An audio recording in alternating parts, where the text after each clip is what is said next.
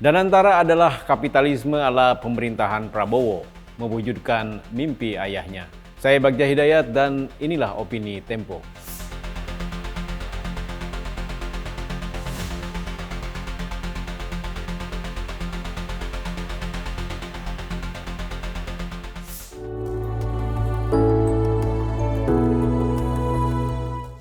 Presiden Prabowo Subianto mengambil risiko tinggi dalam pembentukan Badan Pengelola Investasi Daya Anagata Nusantara atau Danantara. Bukan sekadar penswastaan badan usaha milik negara, lembaga baru itu merupakan wujud ekonomi terpimpin dengan gaya militeristik sang presiden. Bukan yang memperkuat, Danantara justru bisa membuat kepercayaan pasar global melemah.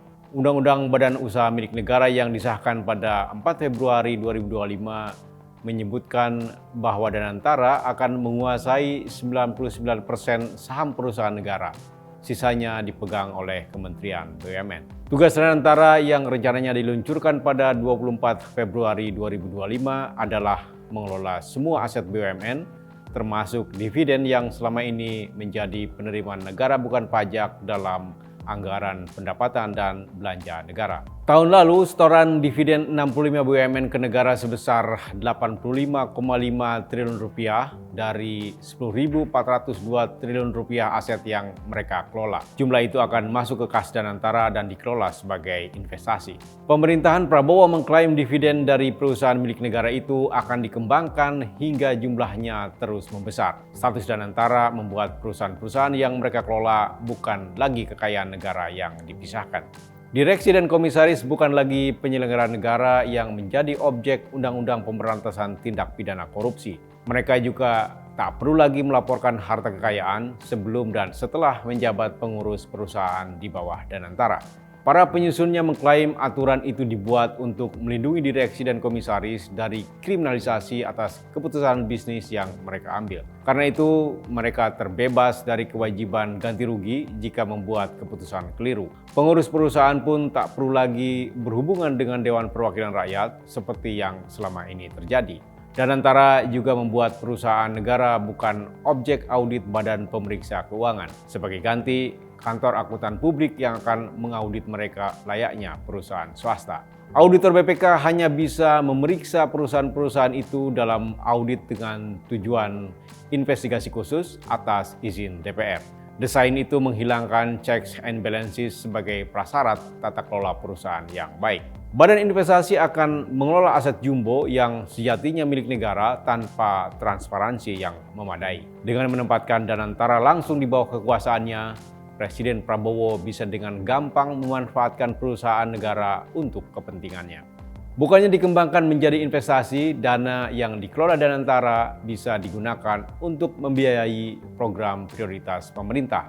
Misalnya proyek makan bergizi gratis atau pembentukan pasukan militer baru di berbagai daerah. Tak mengherankan, bahkan sebelum pembentukannya diumumkan, tingkat kepercayaan pasar terhadap perusahaan plat merah merosot tajam.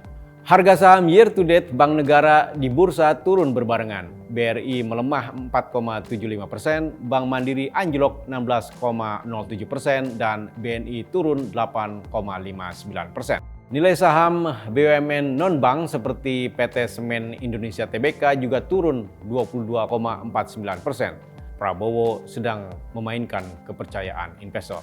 Jika ditarik ke belakang, Danantara merupakan proyek Prabowo mewujudkan cita-cita ayahnya, Sumitro Djoyohadikusumo, sejak 1980-an. Menteri Ekonomi Orde Lama dan Orde Baru itu punya ide membentuk lembaga investasi yang mengelola 1-5% laba BUMN. Namun Menteri Keuangan 1988-1993 JB Sumarlin menolak ide itu. Sumitro lalu meneruskan gagasan tersebut kepada pemerintah Malaysia yang berbuah hasanah nasional Berhad pada 1993. Prabowo mengkonfirmasi gagasan ayahnya itu dalam buku pamfletnya yang terbit pada 2022, Paradoks Indonesia dan Solusinya. Menurut dia, kekayaan Indonesia lari ke luar negeri lantaran sumber daya alam tak dikelola perusahaan negara. Prabowo terpukau oleh cara Deng Xiaoping memimpin reformasi Cina pada 1978-1989 dengan membentuk 150.000 BUMN yang mengelola sumber daya alam mereka.